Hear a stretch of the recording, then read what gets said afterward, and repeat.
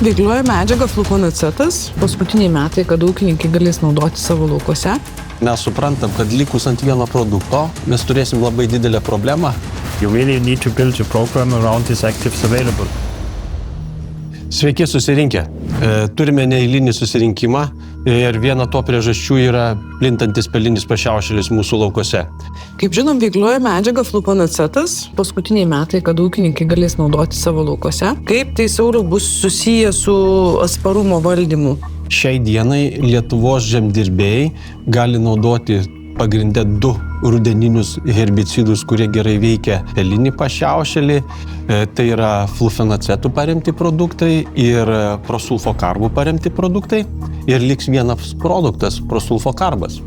Ir mes suprantam, kad likus ant vieno produkto mes turėsim labai didelę problemą, todėl kad šis produktas irgi pradės neveikti net ir tos pačios smilguolės taip, kaip jis veikia ją šiandieną.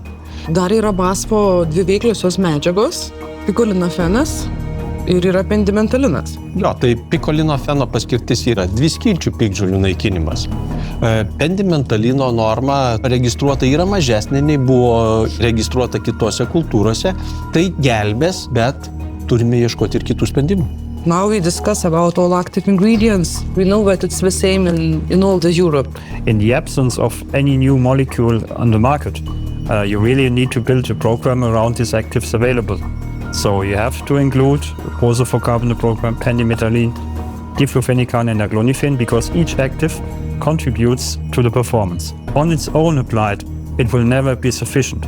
In UK, they had the huge black grass problems. In the UK, you have a huge problem that all the ALS chemistry, ACCS chemistry is no longer effective since already decades. So you have less mode of actions available, and also the mode of actions where we see in Europe are still working quite good, like flufenancet, for example. When you compare the flufenancet performance in Europe towards the EU, you will see that flufenancet is performing less in the UK than compared to Europe.